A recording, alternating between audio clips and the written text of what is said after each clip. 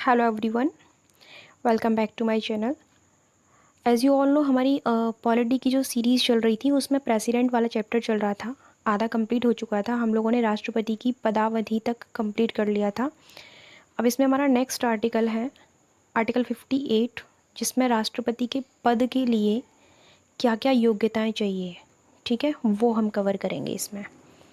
तो यहाँ योग्यताएं दे रखी हैं, मैं आपको बता देती हूँ इसको। वह भारत का नागरिक होना चाहिए, वह 35 वर्ष की आयु पूरी कर चुका हो, लोकसभा का सदस्य बनने के योग्य हो। एक चीज़ याद रखना, कई बार प्रश्न में इस तरीके से आता है कि वह लोकसभा का सदस्य है तो क्या वह बन सकता है या नहीं बन सकता प्रेसिडेंट। वो नहीं बन सकता, उसे लोकसभा की सदस्यता को त्यागना होगा, ठीक है। केवल उसके अंदर ये योग्यता होनी चाहिए कि वह उसका सदस्य बन सकता है, उसको सदस्य होना अनिवार्य नहीं है, ठीक है। अगर है तो वो त्यागना पड़ेगा उसको। किसी लाभ के पद पर न हो। लाभ के पदों में राष्ट्रपति, उपराष्ट्रपति, राज्यपाल व संघ या राज्य में मंत्री को शामिल नहीं किया जा सकता। और एक चीज़ मैं आपको बता दूं, हमारे कॉन्स्टिट्यूशन में कहीं पर भी इसको डिफ़ाइन नहीं किया गया कि लाभ के पद कौन से होंगे, लेकिन हाँ ये डिफ़ाइन किया गया है कि ये लाभ के पद नहीं होंगे, बस इतना बताया गया है, ठीक है। उम्मीदवार को जमानत राशि के रूप में 15,000 रुपये जमा करना होता है। इसके बाद क्या होता है, यदि उम्मीदवार को कुल डाले गए मतों का 1/6 भाग प्राप्त नहीं होता तो ये राशि जब्त हो जाती है, और अगर मिल जाता है तो नहीं होती, ठीक है। ओके। राष्ट्रपति के चुनाव के नामांकन के लिए एक उम्मीदवार को कम से कम 50 प्रस्तावक और 50 अनुमोदक चाहिए, ठीक है। 50 प्रस्ताव मतलब 50 लोग प्रस्ताव दें कि हाँ इसको उम्मीदवार बना सकते हैं, और 50 लोग उसको परमिट करें कि हाँ मतलब अनुमति दें उसको, उन प्रस्तावों को, तभी वह इंसान जो है उम्मीदवार बन के प्रेसिडेंट के लिए आ सकता है, ठीक है। ये उसकी योग्यताएं हैं। आर्टिकल 59 में क्या है, उसे संसद के किसी भी सदन या फिर राज्य विधायिका का सदस्य नहीं होना चाहिए। अभी मैंने आपको यही चीज़ बताई थी जो कि आर्टिकल 59 में मेंशन्ड है। यदि तो यदि वो है किसी पद पर तो उसे पहले त्यागपत्र देना होगा, ठीक है, जैसा मैं अभी आपको बता चुकी हूँ, चाहे फिर वो संसद का कोई सदन हो, चाहे फिर वो राज्य विधायिका का। ओके। इसके बाद वेतन और भत्ते के बारे में बात कर लेते हैं। बजट 2018 और 19 से भारत के राष्ट्रपति का वेतन 1.5 लाख से 5 लाख रुपए प्रति माह कर दिया गया, बढ़ा दिया गया है। 2018 और 19 के बजट में बढ़ाया गया था, ये चीज़ याद रखना। पूछ लिया जाता है, हम लोग ऐसी चीज़ों को इग्नोर कर देते हैं लेकिन पूछ लिए जाते हैं क्वेश्चन। इसके बाद शपथ ग्रहण कौन कराता है प्रेसिडेंट को। राष्ट्रपति अनुच्छेद 60 के अनुसार उच्चतम न्यायालय के मुख्य न्यायाधीश और उसकी, देखिए प्रेसिडेंट को शपथ कौन ग्रहण कराएगा, आर्टिकल 60 के तहत मुख्य न्यायाधीश उच्चतम न्यायालय का। अगर वो नहीं है उनकी अनुपस्थिति में वरिष्ठतम न्यायाधीश, अगर वो भी नहीं है, नहीं ये दूसरी जगह प्रावधान है, ठीक है, तो वरिष्ठतम न्यायाधीश उनको शपथ दिलाते हैं। यदि राष्ट्रपति के कर्तव्यों का निर्वहन अन्य कोई व्यक्ति करता है तो उसके लिए भी सेम प्रोसेस होगा, यानी कि उसको भी पहले शपथ ग्रहण करनी पड़ेगी। साथ ही एक चीज़ मैं आपको बता देती हूँ, केवल ऐसा नहीं कि वो केवल कार्यों का निर्वहन ही करेगा, प्रेसिडेंट को जो सुविधाएं मिलती हैं तो उतने टाइम तक उस व्यक्ति को भी वही सारी सुविधाएं मिलेंगी, ठीक है, वही वेतन वही सुविधाएं। ओके। नेक्स्ट आर्टिकल 61, इसमें क्या दे रखा है, महाभियोग के बारे में बताया गया है। अनुच्छेद 61 में राष्ट्रपति पर महाभियोग चलाकर उसे पद से हटाने का प्रावधान है। महाभियोग की प्रक्रिया संसद के किसी भी सदन में प्रारंभ की जा सकती है। ये इंपॉर्टेंट लाइन है, बहुत बार पूछी गई है। इसके लिए राष्ट्रपति को 14 दिन का नोटिस देना जरूरी होता है। महाभियोग का प्रस्ताव दोनों सदनों में 2/3 बहुमत से पारित होना चाहिए, ना कि साधारण बहुमत से। एक में इम्पॉर्टेंट चीज़ है कि अगर क्वेश्चन आता है कि राष्ट्रपति को महाभियोग लगा करके, महाभियोग के द्वारा हटाया जा सकता है, ये प्रावधान संविधान के किस अनुच्छेद में है, तो आपका आंसर होगा आर्टिकल 56। और अगर ये आता है कि राष्ट्रपति पर महाभियोग लगाने की प्रक्रिया किस आर्टिकल में बताई गई है, यानी कि किस तरीके से महाभियोग लगाया जाएगा, आपका आंसर होगा आर्टिकल 61। ऑल राइट, ठीक है। नेक्स्ट, अब यहाँ महाभियोग के बारे में कुछ बताया गया है कि महाभियोग जब लगेगा तो उसमें कौन से लोग भाग लेंगे, ठीक है। महाभियोग की इस प्रक्रिया में केवल संसद के दोनों सदनों के निर्वाचित और मनोनीत सदस्य भाग लेंगे।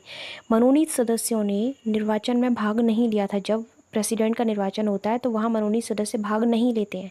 क्यों नहीं लेते, ये चीज़ मैं आपको बता चुकी हूँ, क्योंकि उनको मनोनीत प्रेसिडेंट ही करता है। ज्ञातव्य है कि संसद के दोनों सदनों के मनोनीत सदस्यों ने राष्ट्रपति के निर्वाचन में भाग नहीं लिया था। अभी बताया था मैंने आपको। राज्य दिल्ली एवं पुडुचेरी की विधानसभाओं के निर्वाचित सदस्य जिन्होंने चुनाव के दौरान मत किया था, उन्हें महाभियोग प्रक्रिया में शामिल नहीं किया जाएगा। इन टोटल ये है, जो लोग निर्वाचन में भाग लेते हैं उनको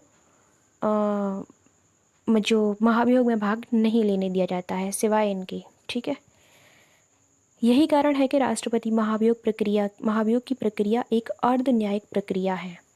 अभी तक किसी भी राष्ट्रपति पर महाभियोग नहीं लगाया गया है, ये चीज़ आप लोग ध्यान रखना। ठीक है, इसके बाद अगर राष्ट्रपति का पद रिक्त होता है तो उस स्थिति में क्या होगा, ये जान लेते हैं। यदि प्रेसिडेंट का पद रिक्त हो तो 6 माह के भीतर चुनाव करा लेना चाहिए। ठीक है, ये एक कंपलसरी है, एक रूल है ये, कि जब भी मान लीजिए किसी भी प्रेसिडेंट का पद रिक्त है, ठीक है, उसने इस्तीफ़ा दे दिया या फिर कुछ भी है, तो 6 महीने के अंतर्गत चुनाव करा लेना चाहिए। 6 महीनों की अवधि हेतु अब वो 6 महीने तक कौन कार्य करेगा, उपराष्ट्रपति। कार्यवाहक राष्ट्रपति के रूप में कार्य करेगा। यदि उपराष्ट्रपति भी नहीं है, यहाँ वो चीज़ आ गई जो मैं आपको ऊपर बता रही थी गलती से, तो मुख्य न्यायाधीश कार्य करेगा। अगर वो भी नहीं है तो जो उच्चतम न्यायालय है उसका वरिष्ठतम न्यायाधीश राष्ट्रपति के पद पर कार्य का निर्वहन करेगा। एक चीज़ मैंने आप लोगों को बताई थी कि इस दौरान वो केवल कार्य ही नहीं करेगा, उसको सारी फैसिलिटी मिलेंगी जो प्रेसिडेंट को मिलती हैं। ठीक है, पूर्ण शक्तियाँ व सुविधाएँ मिलेंगी। ओके, नेक्स्ट है राष्ट्रपति की शक्तियाँ क्या क्या हैं। देखिए, कार्यकारी शक्तियाँ, विधायी शक्तियाँ और वित्तीय शक्तियाँ, और उसके बाद न्यायिक शक्तियाँ, यही है। इसके बाद सैन्य शक्तियाँ, आपातकालीन शक्तियाँ। आपातकाल में बता चुकी हूँ इनको मैं, बट देख लेते हैं आज कौन सी चीज़ें हम पढ़ पाएंगे। नहीं हो पाता है कंप्लीट तो नेक्स्ट पार्ट में कंप्लीट कर लेंगे। ओके, कार्यकारी शक्तियाँ क्या क्या हैं। भारत सरकार के शासन संबंधी सभी कार्य प्रेसिडेंट के नाम पर होते हैं। आप सभी को पता है, कोई भी रूल, कोई भी लॉ बनता है तो वो प्रेसिडेंट के नाम पर बनता है। ठीक है, वह प्रधानमंत्री व अन्य मंत्रियों तथा महान्यायवादी, महालेखा परीक्षक, मुख्य चुनाव आयुक्त, राज्यों के राज्यपाल आदि की नियुक्ति करता है। ये चीज़ याद रखना इम्पोर्टेंट है। वह अंतर्राज्यीय परिषद का गठन करता है। ठीक है, ये कार्य भी राष्ट्रपति का होता है। वह किसी भी क्षेत्र को अनुसूचित क्षेत्र घोषित कर सकता है, यह शक्ति भी प्रेसिडेंट के पास है। इसके अलावा वह वित्त आयोग, अनुसूचित जाति, जनजाति व अन्य पिछड़ा वर्गों के लिए आयोगों का गठन करवाता है। यहाँ से क्वेश्चन बहुत बार बनता है। ठीक है, इसके बाद विधायी शक्तियाँ क्या क्या हैं उसकी।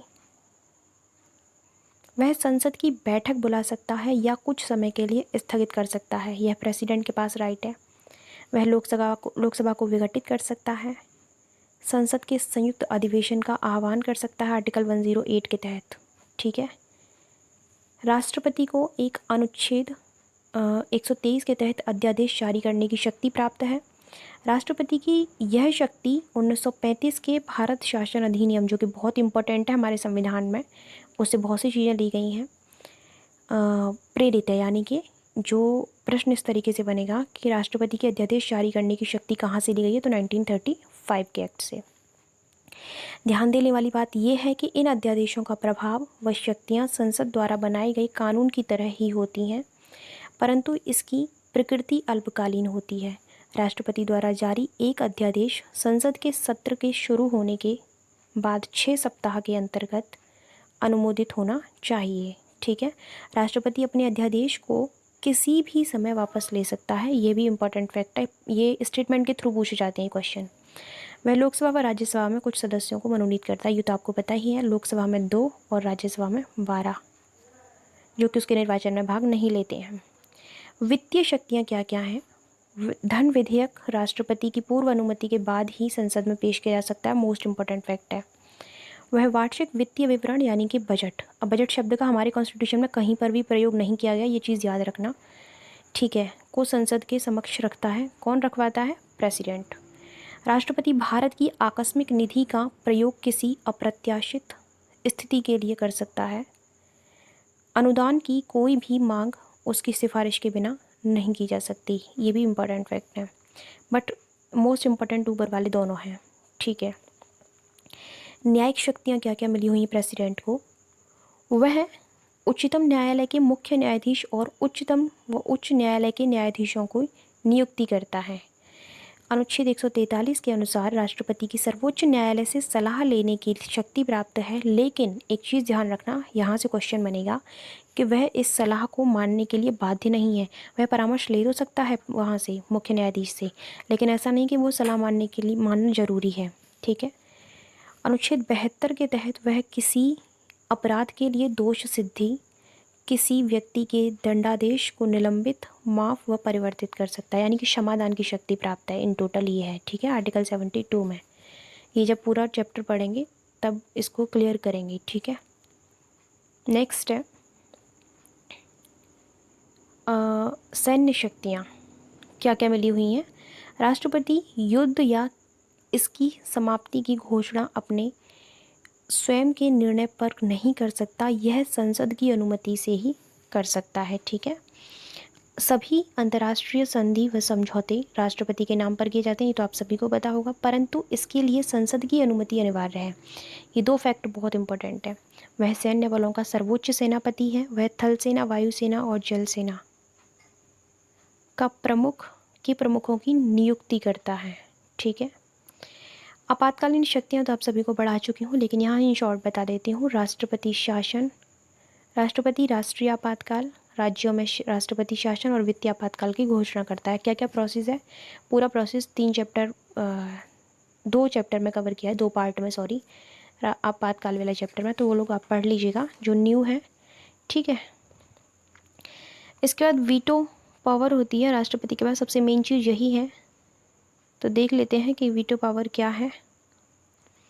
राष्ट्रपति द्वारा किसी विधेयक को अपनी स्वीकृति हेतु अपने पास सुरक्षित रखना ताकि जल्दबाजी में असंवैधानिक विधान न बन जाए ही राष्ट्रपति की वीटो शक्ति है। यह मुख्यतः 2 प्रकार की होती है। देखिए, जब भी कोई लॉ बनता है तो सबसे पहले प्रेसिडेंट के पास जाता है अनुमति के लिए। तो प्रेसिडेंट के पास 2 शक्तियां हैं, मतलब एक शक्ति है वीटो पावर जो है, तो उसके थ्रू वह चाहे तो उस लॉ को निलंबित कर सकता है, या फिर पॉकेट वीटो के तहत क्या होता है वो आपको बताएंगे, यानी वह उसको अपने पास रख लेता है तो पूरे तरीके से विधेयक ही समाप्त हो जाता है। ऐसा इसलिए होता है कि कई बार ऐसा होता है जल्दबाजी में जो चीज़ें अवैध हैं उनका कानून ना बन जाए, कोई गलत कानून ना बन जाए, इस वजह से, ठीक है। पॉकेट वीटो राष्ट्रपति द्वारा किसी विधेयक को अनिश्चित काल के लिए लंबित कर देता है, समझ रहे हो ना। पॉकेट वीटो में क्या होता है कि वह कोई भी विधेयक है वह अनिश्चित काल के लिए, यानी कोई लिमिट नहीं है, वो कभी भी तक के लिए अपने पास रख सकता है, चाहे तो वो उसके बाद ऊपर कभी बात ही ना करे तो वो ख़त्म ही हो जाएगा खुद ही वो विधेयक, ठीक है। सेकंड, निलंबनकारी वीटो में क्या होता है, राष्ट्रपति द्वारा किसी विधेयक को पुनर्विचार हेतु लौटाना उसकी निलंबनकारी वीटो की शक्ति के अधीन आता है। अगर एक चीज़ ध्यान रखना, ये पुनर्विचार के लिए लौटा दिया, पुनर्विचार के बाद अगर वापस से वह दोनों सदनों में पास होकर के वहाँ जाता है प्रेसिडेंट के पास, तो राष्ट्रपति को उसको पास करना पड़ेगा, वह उसे दोबारा वापस नहीं कर सकता, ठीक है। ये चीज़ याद रखनी है आपको। भारतीय डाकघर संशोधन विधेयक मामले में एकमात्र वीटो शक्ति का प्रयोग यानी जैल सिंह द्वारा किया गया था। वीटो शक्ति का यूज़ ही नहीं हुआ है, बस एक बार तब हुआ था, ठीक है, ये इंपॉर्टेंट है। ओके, राष्ट्रपति को विशेषाधिकार क्या मिले हुए हैं? राष्ट्रपति, ये दोनों वीटो ही इंपॉर्टेंट है इसलिए हमने इन दोनों को ही मेंशन किया है। राष्ट्रपति को अपने कार्यकाल के दौरान किसी भी आपराधिक कार्यवाही से उन्मुक्ति होती है, यानी कि उसको आप कोई दंड नहीं दे सकते हो, यहाँ तक कि व्यक्तिगत कृत्य से भी, यानी कि उसको कोई भी व्यक्तिगत कार्य भी उसने गलत किया तो उसके लिए भी आप उसे कोई दंड नहीं दे सकते हो, इसके लिए गिरफ्तार नहीं किया जा सकता। लेकिन अगर बाई चांस उन्हें गिरफ्तार किया भी जाता है तो 2 माह के बाद किया जा सकता है, यानी कि उन्हें पहले नोटिस देना पड़ता है तब, ठीक है, कोई भी अभियोग चलाने से पहले उनके ऊपर। अब भारत के कौन से राष्ट्रपति रहे एक बार एक नज़र में इनको जान लेते हैं, फिर आपका चैप्टर ये फिनिश। ओके, सो 1952 में डॉक्टर राजेंद्र प्रसाद, 1957 में डॉक्टर राजेंद्र प्रसाद। देखिए एक चीज़ मेंशन की थी मैंने कि हमारे इंडिया में एक प्रावधान है कि एक व्यक्ति कई बार राष्ट्रपति बन सकता है, लेकिन ऐसा केवल एक ही बार हुआ है, 2 बार बस यही बने थे और कोई बना ही नहीं है वापस से दोबारा, ठीक है। और 1962 में डॉक्टर एस राधाकृष्णन, और 1967 doctor Zakir Hussain, 1969 V V Giri, 1974 Farooq Fakhruddin Ali Ahmed, 1977 N Sanjiva Reddy, 1982 Giani Zail Singh, 1987 R Venkataraman, 1992 doctor Shankar Dayal Sharma and 1997 K are Narayan, ठीक है। तो ये चीज़ें आप लोगों को याद रखनी है। ओके, इसके बाद यहाँ मेंशन कर नहीं पाए शायद, टाइपिंग मिस्टेक कुछ हुई है, तो मैं आपको बता देती हूँ। 1997 के बाद 2002 में आपके रहे थे डॉक्टर APJ अब्दुल कलाम, फिर उसके बाद 2007 में श्रीमती प्रतिभा पाटिल, 2012 में प्रणब मुखर्जी और 2017 से रामनाथ कोविंद है, ठीक है। तो याद रखिएगा, मैंने सारे बता दिए हैं। ओके, सो ये चैप्टर कंप्लीट हो चुका है प्रेसिडेंट वाला। होपफुली आपको सारे फैक्ट समझ में आए होंगे। PDF की नीड है तो आप लोगों को पर्टिकुलर सब्जेक्ट के लिए PDF मिल सकती है अगर आपको चाहिए तो। उसके लिए आप लोगों को साइट पे विज़िट करना पड़ेगा। अगर साइट पे विज़िट नहीं कर सकते हो तो इस नंबर पर कॉल या व्हाट्सएप कर सकते हो, ठीक है। सो ओके, और तो कोई ख़ास बात है नहीं है जानने के लिए। इससे पहले एक पार्ट डल चुका है, जो लोग न्यू देख रहे हैं वो वाला पार्ट भी देख लीजिए, ठीक है। प्लेलिस्ट का लिंक किसी वीडियो के डिस्क्रिप्शन बॉक्स में है। So okay, thank you so much for watching my video. मिलते हैं नेक्स्ट वीडियो में, तब तक के लिए आप लोग ख्याल रखिए अपना और दूसरों का भी।